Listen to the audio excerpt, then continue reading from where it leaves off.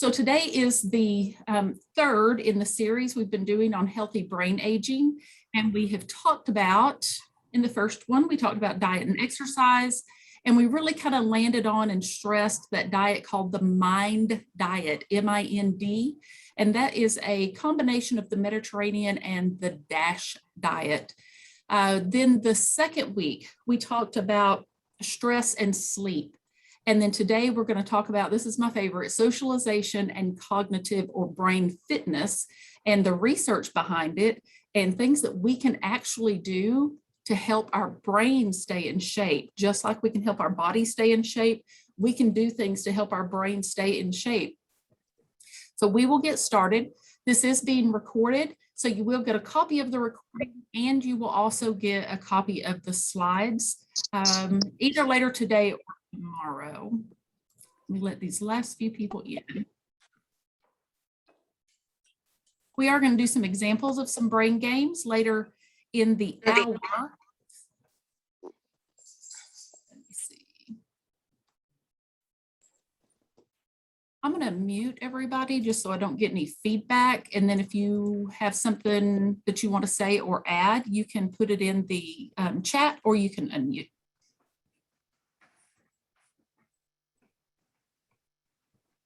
Let's see, I think I got everybody. All right, let me share my screen.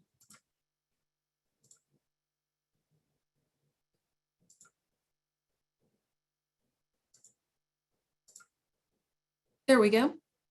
So today, doing brain fitness and socialization. These are the ones that we've already talked about. Like I was saying, just as a review on the diet, we really focused on the MIND diet, M-I-N-D. Mind diet. We also talked about exercise and then stress and sleep. And then today we're doing a socialization and cognitive fitness. So let's think about socialization first. This has been a huge topic this year, especially because of the pandemic and because of isolation. And so we're starting to get a lot of research coming out on what happens whenever we aren't able to be as social as we are used to being, because we were born to be social. Social groups, we live our life as a society. And so whenever we take that away, it changes us. And what research has found is that it actually changes our brain. If you look at that second bullet point there, strong social ties, and this is all research-based, positive benefits on memory, cognition, judgment, and overall health. And we're going to look at some actual studies that have been done that have been able to prove that a person who is more social, they build up cognitive reserves. You'll hear me use that word cognitive reserves an awful lot today, because that is what we've been working toward during this 3-week series. That diet, the exercise, the stress reduction as best as we can, and the sleep is helping us to build up cognitive reserves. Now, we don't know that it's going to completely keep dementia from happening, but what we're hoping is that it will hold it off or slow it down if we've got more reserves to pull from.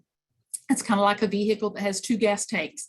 That one goes empty and we can flip over and use that other one. If we have more reserves, then we're going to fare better as our brain ages. So what some of the studies have already shown is that as we age, we know we're going to slow down. However, we should not start having memory loss. Memory loss is not a normal part of aging, and we've talked about that these last 3 weeks.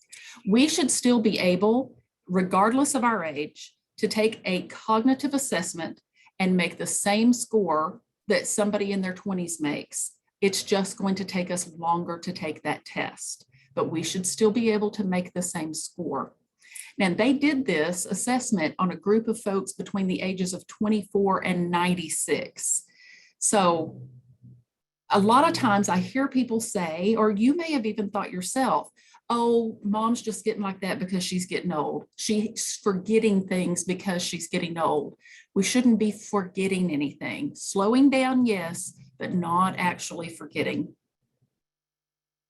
Now, some of the ways that a person can stay social, and when they did this study of 3,600 people, they were talking about things like talking on the telephone. You didn't have to be in person, as we have found out. We don't have to be in person to stay social. Visiting with neighbors over the fence, having relatives that they talk to, getting together, having parties. And again, we're going to talk more about how we're doing this virtually now as we go on. And what they did is they watched the mental functioning of that sample, those 3,600 people, and they were giving them something called the mini mental exam. And you may have seen this in the doctor's office. It's called an MMSE.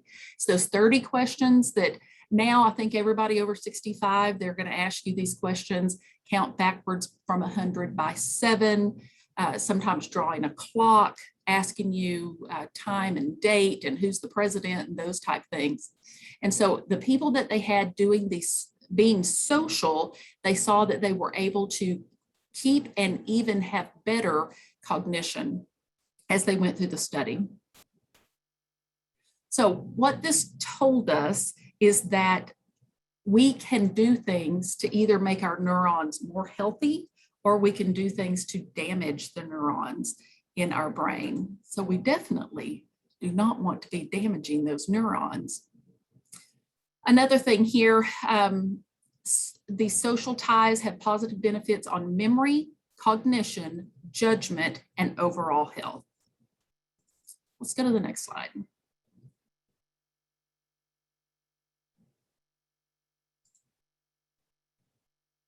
When we're social, it really exposes us to new things and an opportunity to know different perspectives. So when our day program was open, and it's currently closed, but when our day program was open, that was specifically for people who were earlier in the disease. It was for all types of dementias, but it was people who still lived at home and their loved ones either needed a break, or they needed to go to work, or they had an appointment, or what many of them discovered was that their loved one who had dementia needed that socialization. There was something about just being in a group of people, in a group of peers, and even folks whose families, oh, they've always been a loner, they're not going to do well. And we'd say, would you just give it a week? Give it a week and let them be here. And I have had family members cry going, I can't believe it's like they came back to life. And all that happened was they started coming to a day program where we were doing social activities and they were out with other people. Social skills is one of those things that stays with people with dementia for a long time, with the exception of someone who has a Lewy body dementia or a frontotemporal disorder. And then sometimes it's some of the first stuff that goes is social skills. But with Alzheimer's, vascular, Parkinson's, those social skills remain for a very, very long time.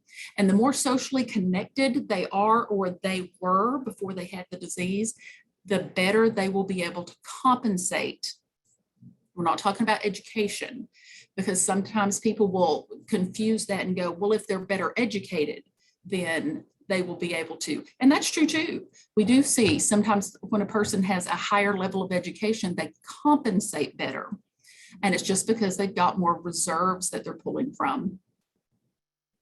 So one of these studies that was done, that last bullet point is interesting. It showed that socializing and mental exercises have very similar effects in terms of improving brain functions. Those who live a socially active life and prioritize social goals have a higher late life satisfaction. And then physically, what's happening? And again, we're talking about being social. Social activity associated with a stronger immune system and ability to ward off colds, flu, and even some types of cancer. And then emotionally, and again, this is where there's so much research going on right now about what happened to all of us emotionally in this past year, year and a half. One way to improve our mood is to work on building social connections. Friends provide benefits, and that keeps us mentally active. It wards off stress, and it wards off depression. So some of the things that happen whenever we're staying social, and this is just kind of some of those, the answers they came up with after the research. When we are direct person to person, we start to release oxytocin, dopamine, and the cortisol levels go down just from being in the presence of another person. That oxytocin is called, and we've got it in quotes there, the care and connect hormone, and it increases levels of trust. So whenever we're with somebody that we trust, we actually start releasing that hormone off into our brain, and it makes us feel like we are cared for, and it creates a connection with someone else. We also then will generate dopamine whenever we are social and we're with people that we care for. And that's a feel-good hormone, and it has been shown to be a natural pain reliever. And we're going to talk about some other studies that were done with socialization and pain. On that very last bullet point here, they showed that for patients who were undergoing chemotherapy for cancer, they did better when they had a social support system. They did better whenever somebody went with them when they were receiving their chemotherapy, and they were allowed to talk and visit and have someone hold them or touch their hand or put their arms around them. So just the socialization helped them mentally and physically.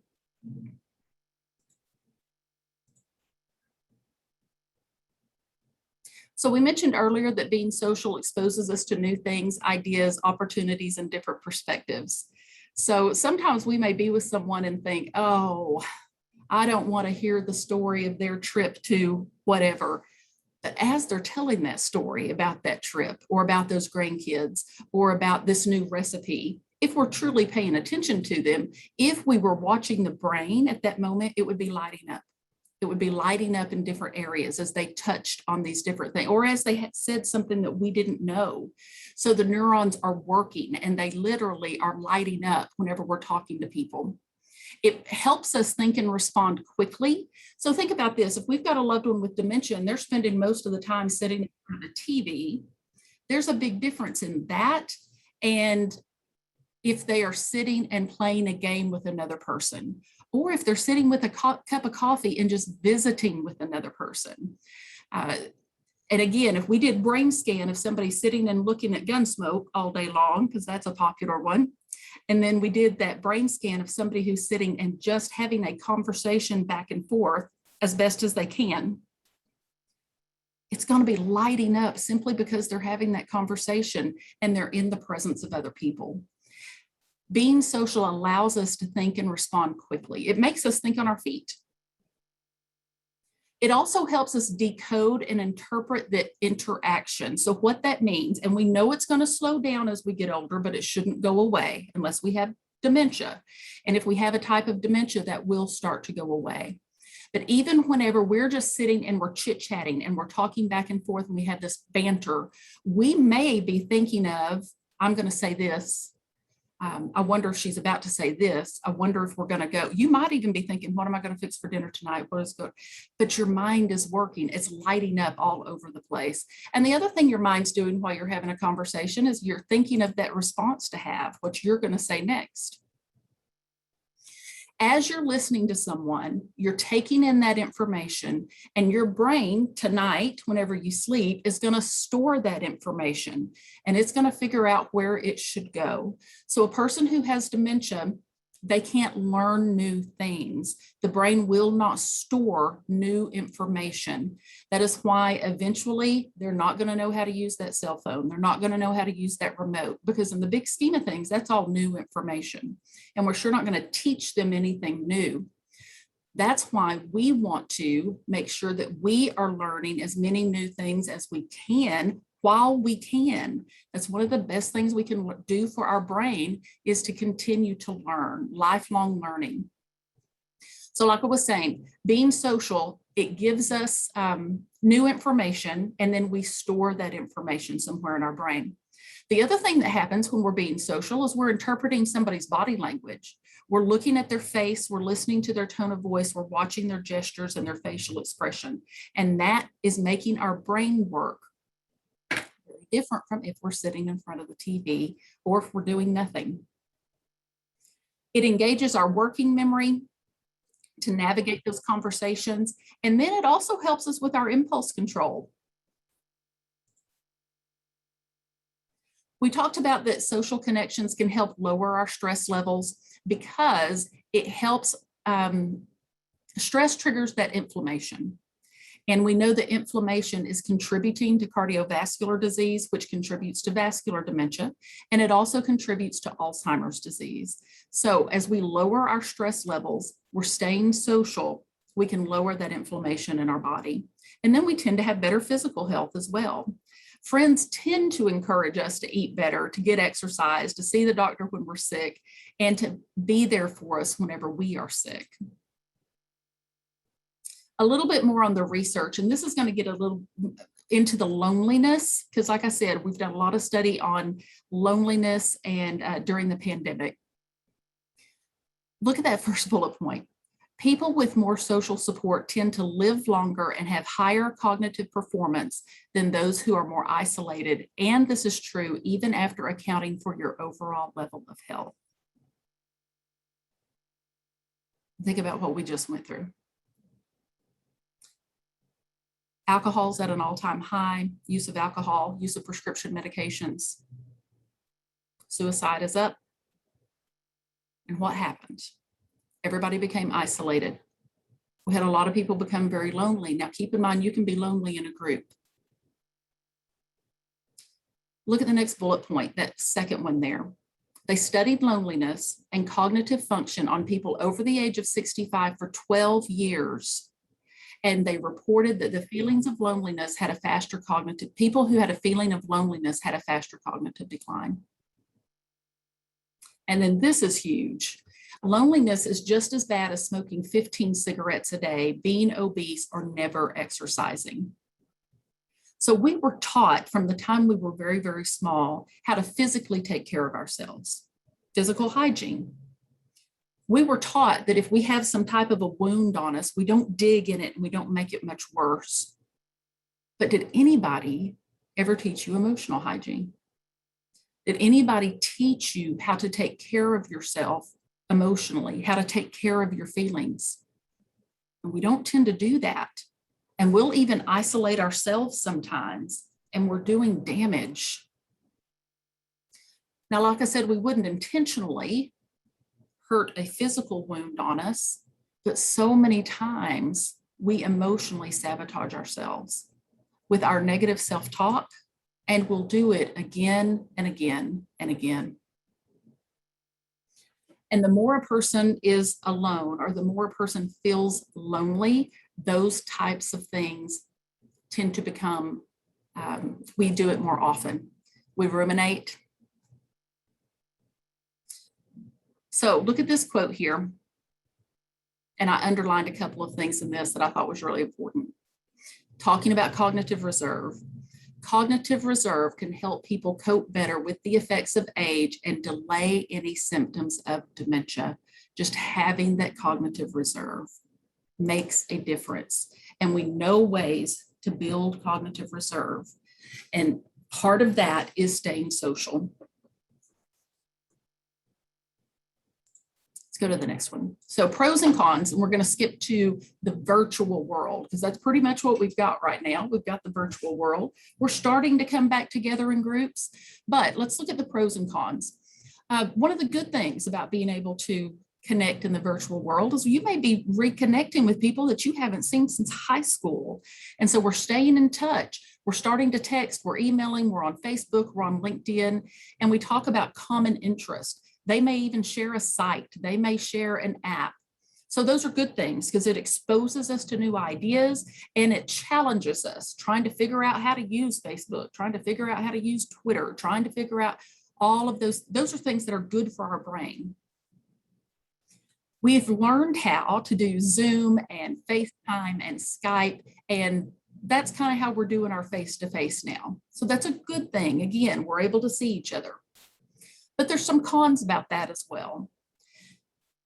There was some research done that said that people who spend a whole lot of time on Facebook actually start to feel more unsatisfied with their own lives because they're believing everything they see. And most people on social media are posting the best about themselves. And we may get into, well, I don't have perfect kids and I don't have the best house and my car isn't and it can actually kind of shoot ourselves in the foot with that. So we've got to be careful with our time. And I'll always recommend that you do put a time limit on your social media, that you don't look at it right before you go to bed. That will certainly interfere with sleep. And that you limit yourself to 10 minutes a day, 15 minutes a day, whatever works for you.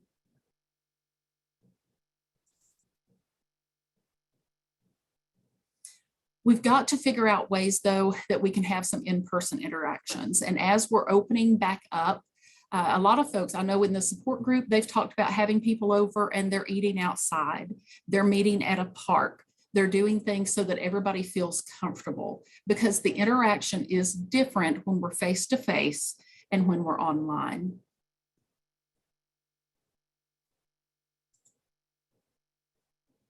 So this again is in-person and virtual opportunities, things that we can do. Now, some of you may hear some of this and go, oh, I don't know, that's just not me. I'm not social. And this is where the challenge is so that you will try to be a little more social.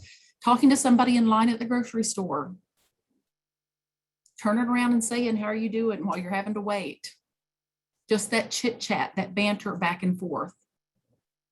Taking a walk through your neighborhood, talking to your neighbors, babysitting grandkids, working in the nursery at church, being around children. There are clubs and groups and classes online now, like we're doing now. There's interactive classes, there's book clubs that are online, there's yoga that's online. There's so many different things that we can do where you can actually share your interest. The gyms have opened back up, so going to a gym. Now this is talking about actually going and talking to people, not just going in and keeping our head down and doing our thing, but actually going in and visiting with people. Being in a support group. Volunteering somewhere. Many places have opened back up to volunteers. I know we're getting ready to have volunteers here starting again the end of this week. In September, we're going to have volunteers back in. Volunteering at a food bank or other organizations. There's lots of opportunities to volunteer right now. Having somebody come over for coffee or tea. I know another support group member who has someone who brings over coffee one morning a week, and they sit outside. They sit on the patio. They've just kind of designated it their time. Going to a religious service. That also is one way to stay social. Calling somebody on the phone, making a point to call somebody. During the pandemic, one of the members of the support group found her church directory and she started calling. I think she was doing 5 people a day. She just randomly would go down and call 5 people a day. And she said sometimes she would get someone who hadn't talked to anybody in days. Wow, look at what that did for her, and then look at what it did for that other person. And we've talked about this one before in the last couple of weeks, doing an activity that you've never done before. Some of the best things that we can do for our brain. Learning a new language, learning how to dance, trying pottery, trying to learn how to do an instrument, something to do with music. So think about some other ways that you can stay social, even during a time when we are a little bit isolated. This is the last one we're going to do on the research of being social, and then we're going to switch over to cognitive fitness. And I'm going to ask you, we've got about 23 people on, so I'm probably not going to unmute everybody, but I'm going to ask you to be answering some questions, which you can just do there in the privacy of your home or office, wherever you are. So this last one on socialization, though, I found this quote. Socialization could benefit older adults in warding off dementia, much the way physical activity helps prevent diabetes or heart disease. That's worth visiting with somebody. And you may say, I've had people say this to me, I don't like people. I don't like to, well, that's where you got to get out. You got to find some people that you do like. You got to find some people that you have some common interest. So this last study, and this was done in 2020, participants who scored the highest in cognitive improvement, here are the things that they did is they were tracking them. And this was during lockdown. This was during the pandemic. People who played board games, and board games, I think, were at an all-time high for sales. You couldn't find a puzzle anywhere. Going to movies or watching movies, attending classes and lectures, participating in church activities, getting together with family, friends, neighbors, volunteering or work and were married or lived with someone had the highest cognitive improvement during this time. And even moderate doses were beneficial. And when I looked up exactly what they meant by moderate doses was 10 minutes a day. 10 minutes a day of visiting or being with somebody else. 10 minutes a day of sitting down and playing Candyland with grandkids. 10 minutes, that's all it was. All right, let's switch over to brain fitness. This is one of my favorite things to talk about is brain fitness, because most of us like games and we like to do things to challenge our mind. So this is a very easy one. And if we were in person, I would have handed you out this piece of paper right here, and I would have given you 2 minutes to name words that pertain to summer or something you see or do in the summer that starts with each letter of the alphabet. And so I started it there with A, apple pie, B, beach ball. You could then put C, D, E, F, and just be thinking of things that have to do with summertime. And then you could switch it and go, okay, now I'm going to do fall. I'm going to do spring. I'm going to do winter. These are all good brain challenges because it makes you think outside of your little box that you're doing right now. And again, if we could look at your brain while you were doing this, we would see it lighting up, lighting up, lighting up all over because you're pulling, okay, why? What's a why in the, oh, a yellow sun. There's my why. It's making you think. These are also great things to do at night when you can't go to sleep, is giving yourself this challenge. So for brain fitness, like we said before, if someone does develop dementia, the more cognitive reserve they have, the better they are to be able to cope with that dementia. So what we want to do with brain fitness is we want to stimulate and we want to challenge ourselves to try to offset those effects of aging and then reducing our chances for dementia. So we want to have more brain plasticity and more cognitive reserve. That makes us where we are quicker when we think and we have improved memory.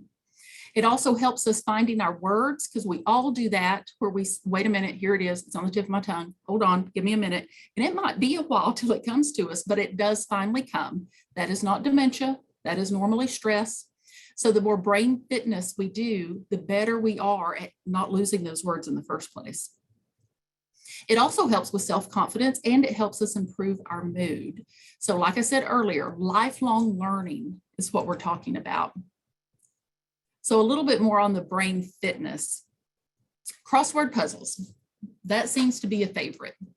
But what we want to do with a crossword puzzle is we don't want to use or do the same crosswords over and over.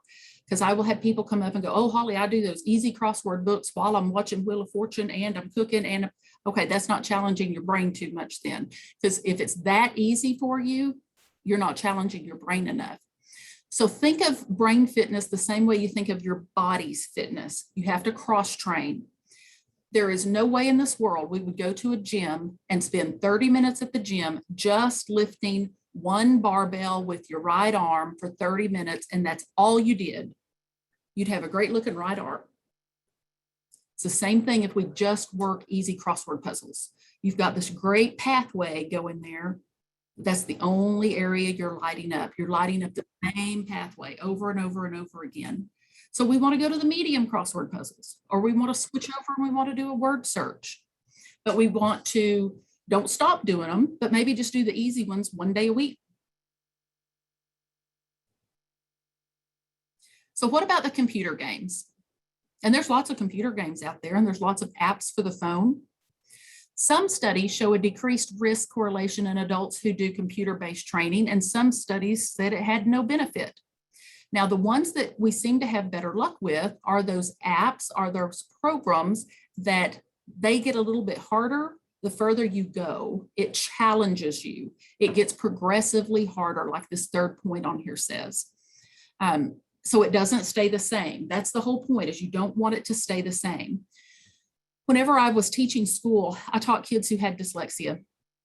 And in high school, most of my students, and this is sophomores, juniors, and seniors, most of my students were about on a third grade reading level. Now imagine what would happen if those 15, 16, 17-year-old kids came in and I handed them a book that was on a junior reading level. They'd get aggravated, they'd get frustrated, they'd probably walk away, they'd shut down. So we started with books on a 3rd and 4th and 5th grade reading level so that they had some success. And then we went to a 6th and then a 7th, and we slowly built our way up. That's what we've got to do with brain fitness. Not suggesting you go get the New York Times Sunday crossword. We're probably going to get aggravated and frustrated and put it down. We want to work our way up to that. So you start with the easy and then you challenge yourself and work your way up to that. The earlier we can start building this reserve in our brain, the better we're going to be. So we want to try some new skills because that helps us have stronger neurons in our brain. We want to try something that takes us out of our comfort zone. So if somebody hands you a puzzle book and it's the Sudoku, oh, I don't know how to do those. I don't even like looking at numbers. Good. That's exactly what you need to be doing. Something that takes us out of our comfort zone. And then we talked about that cross training, what that does, introducing new activities to maximize your brain workout. One of the best games you can actually learn to do is bridge, because bridge has so many different moving parts going at the same time. So bridge is a game that is always recommended when you talk about brain health. Now here's some easy things you can do. And this is actually kind of fun to learn to do this. Use your non-dominant hand. I can text as fast with my left hand as I can with my right now. And I even have my phone sitting on my left side so that when I text, I only use my left hand now. And I'm right-handed, but it lights up a different area of my brain. Try to brush your teeth with your non-dominant hand. These are little things you can do that will light your brain up. Eat with your non-dominant hand. Eat with chopsticks.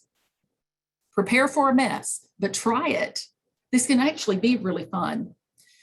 Reminisce with things like all of the addresses of every place you've ever lived.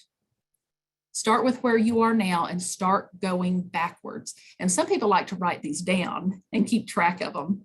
But this is another good thing to do when you can't fall asleep at night. You're just taking yourself, okay, what was that? And you're really thinking about it and you're finding those answers.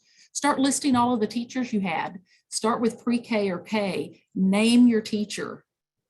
And again, if we were in person, we'd be doing this right now. And it's a lot of fun for people to go, wait a minute, who was my teacher for a whole year when I was in 1st grade? Another thing you can do is start listing off all the jobs that you've ever had. Listing your jobs and list who was your boss.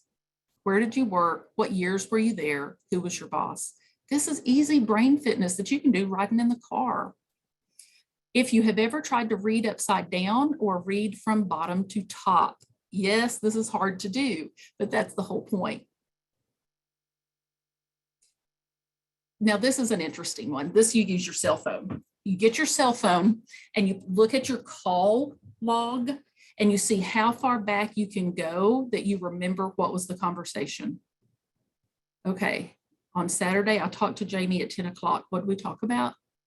All right, and on Friday night, I talked to my mom at 8:30. What did we talk about? And you go back as far as you can go. That's brain fitness. Taking a new route whenever you're driving, eating with chopsticks, and then testing your vocabulary. So if you've ever seen the game Categories is where you choose a letter, and then in 2 minutes, you list as many things as you can that starts with that letter. So I'm going to go through and I'm going to give you some examples of those. And again, like I said, if we were together, we would be doing this out loud. But some interesting things you might do is items in a backpack. So just be thinking as fast as you can, items in a backpack, as many as you can. And you can do this without picking a letter. Sometimes people will go only B, but I like doing these, just everything that goes into a backpack. Boys' names, girls' names. This is easy also to just start listing names. These are fun things that you can do with kids in the car too. Some of us can remember playing games like this in the car and we called it categories. And we would do categories such as boys' names, and you'd go around and you had to list the names.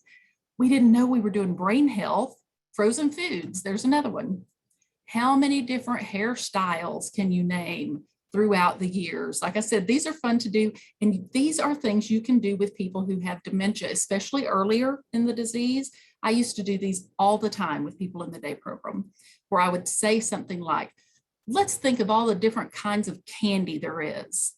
And I would start listing candy, they'd start listing candy, and then I'd have some pictures also. Apps. Can you name all the apps you have on your phone? That's an interesting one to try to do, to see it. Okay, I've got these grouped together in games. What all different games do I have on my phone? It's a good challenge. Farm animals, college majors, countries, and states. And then again, whenever I'm doing this with kids or when I'm doing it with somebody with dementia, I'll have some pictures to go along with them. Some other things we can do for brain fitness, and there's Bridge. Bridge uses memory, visualization, and sequencing, plus you're being social while you're playing Bridge. So card games are a good thing. Traveling, there's so much more to traveling than just getting in the car and going on the trip. Planning it out, being flexible, pushing yourself out of your comfort zone, maybe doing something you normally wouldn't do. People are starting to travel again. And even if you don't travel, so many different places now are opened up online where you can tour museums in New York City and do it online and go through and even have a virtual tour guide. And a lot of that is free right now too. And that's the next one, is culture, plays, films, concerts, and museums, especially if you're doing something outside of your comfort zone. And you may say, but I don't like films that have subtitles. Perfect, then that's exactly what you need to watch, is a film that has a subtitle, because it pushes you outside of your comfort zone. And you may come back and go, that actually wasn't bad. That was really, really good. Music. We know that music is always a go-to for stress relief. Our music, the music that we grew up with. We've talked about puzzles and doing different kinds of puzzles that get continuously increase in difficulty. Now, another study about TV, and I've talked about TV a lot, it is found that people who watch 4 hours of TV or more per day have a poor health and have an earlier death rate. And right now, before COVID, average life expectancy in the United States was 81 for a man and 86 for a woman. Here's another kind of brain game, and it's where you fill in the blank. And again, if we were all together, I'd be saying these out loud and you would be calling out the answer to these. So as I say them, you don't have to unmute yourself. We got 25 people on, just say them where you are. A bit of, a drop in the, just see how fast you can come up with them. When pigs, a knee jerk, a leopard cannot change its, all that glitters is not, back seat, better late than, and Bonnie and. And what you're doing is you're challenging yourself to see how fast you can answer those. So the goal of all of these, of the 3-part series that we've been doing, is to practice all 6 of the areas. And we want to strive for progress, not perfection. We can't start and say, I'm going to do every bit of this starting September 1. I'm going to do all of it. I've talked before about that it takes 28 days to make or break a habit. So if you will challenge yourself to do something for 28 to 30 days, or to stop doing something for 28 to 30 days, you'll create a habit. And we do have a brand new month getting ready to start. September just happens to have 30 days. What could you decide to do in that 30 days or to not do in that 30 days? So here are those 6 pillars again that we talked about over the last 3 weeks: diet, exercise, sleep, social connections, managing stress, and brain fitness. There's our information. And again, this one, if we were in person, this would have lasted the full hour because it has a lot of the interaction, but we are finishing a little bit early. You will get a copy of the recording and a copy of these slides with the little games on them if that's something you're interested in later today. Does anybody have any questions or comments about any of the programs that we've done in the Healthy Brain Aging, or about today's socialization and brain fitness?